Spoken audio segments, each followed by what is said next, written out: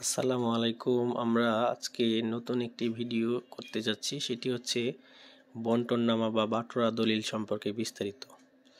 পরিবারের ভাই বোনদের মাঝে পৈতৃক সম্পত্তি কে কোন দিকে পাবে আলাপ আলোচনার মাধ্যমে রেজিস্ট্রি দলিল করাকেই বন্টননামা দলিল বলে।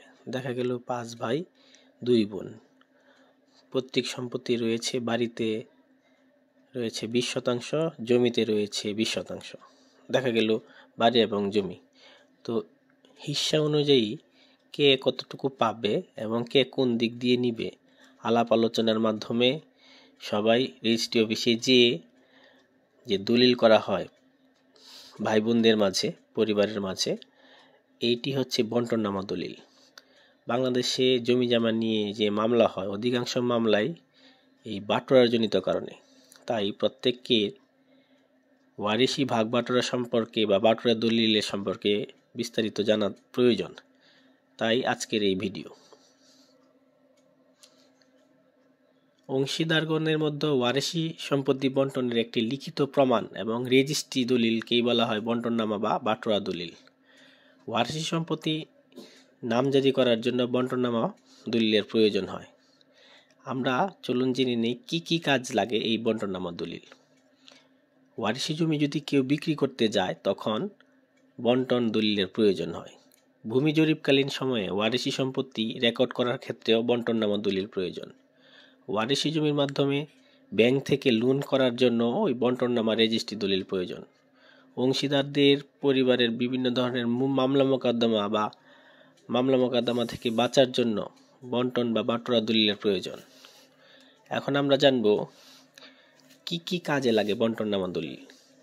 যে ব্যক্তির সম্পত্তি বন্টন করা হবে উক্ত ব্যক্তির মৃত্যু সনদ লাগবে। বন্টননামা দলিল করার জন্য কি কি লাগবে? তো প্রথমে লাগবে উক্ত ব্যক্তির মৃত্যু সনদ, যার দলিল বন্টন করা হবে। মৃত ব্যক্তির ওয়ারিশানের প্রমাণ হিসেবে ওয়ারিশি সনদ, এটা স্থানীয় ইউনিয়ন পরিষদ থেকে চেয়ারম্যান সাহেব বা পৌরসভা থেকে মেয়র সাহেবরা দিয়ে থাকেন। মৃত ব্যক্তির সম্পত্তি বন্টন হওয়ার ক্ষেত্রে লিখিত আকারে দলিল। মৃত ব্যক্তির যে ওয়ারিশ সম্পত্তির মালিক হবে সেই ওয়ারিশ সম্পত্তিতে প্রত্যেকেরই সম্মতি প্রয়োজন। সম্মতি ছাড়া বন্টন করা যায় না। আচ্ছা, এবার আমরা জেনে নেই বন্টন দলিল করার যে বিভিন্ন ধরনের প্রক্রিয়া বা উপায়।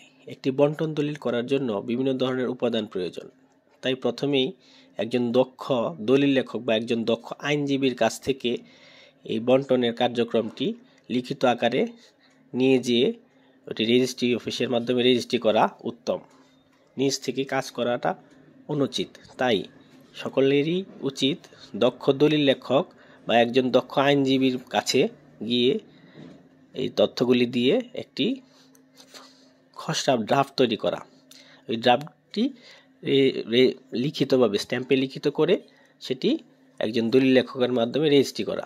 দ্বিতীয়ত হচ্ছে মৃত ব্যক্তির পূর্বের যদি কোনো দলিল থাকে সেই দলিলগুলি দেখে একটি নতুন বন্টন দলিল লিখতে হবে। আইনজীবী প্রথমে মৃত ব্যক্তির পূর্বের দলিলগুলি দেখে একটি সমন্বয় করার মাধ্যমে নতুন একটি বন্টন দলিল স্ট্যাম্পে লিখিত করবেন। এরপরে ওয়ারিশগণ সংশ্লিষ্ট সাব রেজিস্ট্রি অফিসে নিজে থেকে ওই দলিলে সিগনেচার করবেন এবং সুনির্দিষ্ট ফি জমা দেওয়ার মাধ্যমে দলিলের অংশীদারগণ সাব রেজিস্ট্রারের সম্মুখে ভলিউমে স্বাক্ষর করবেন। এরপরে সাব রেজিস্ট্রার উক্ত দলিলটি রেজিস্ট্রি করে নেবেন। পাশাপাশি একটি অবিকল নকলও আপনাদের সাথে রাখতে হবে। আমরা এখন বন্টন সম্পত্তি লিখিত এক পক্ষের অংশক মূল্য বাদ দিয়ে মোট যদি 3 লক্ষ টাকা হয় তখন 500 টাকা রেজিস্ট্রেশন আইন 1908-এর 7(8)(b) এর 1 অনুসারে। বন্টন সম্পত্তির লিখিত 10 লাখ হলে 700 টাকা রেজিস্ট্রেশন ফি। বন্টন সম্পত্তি যদি 30 লক্ষ টাকা হয় তবে 1200 টাকা। পাশাপাশি যদি 50 লক্ষ হয় তবে 1800 টাকা রেজিস্ট্রেশন আইন অনুযায়ী ফি হয়।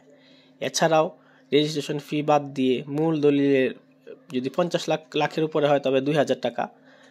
এই হচ্ছে বন্টননামা দলিলের ফিস। পাশাপাশি এখানে যারা রেজিস্ট্রি করবেন সাব রেজিস্ট্রারের কিছু খরচ রয়েছে, পাশাপাশি যারা দলিল লেখক তাদেরও কিছু খরচ রয়েছে। আর স্টাম্প লাগবে 200 টাকার স্টাম্পে হলফনামা লাগবে। ই ফিস রয়েছে 100 টাকা।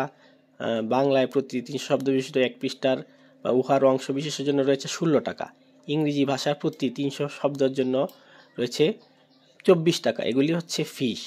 পাশাপাশি নকল নবিশগণের পারিশ্রমিক রয়েছে। বাংলায় প্রতি শব্দ 300 শব্দ বিশিষ্ট বা উহার অংশ বিশেষের জন্য 24 টাকা। এগুলি হচ্ছে ফিস।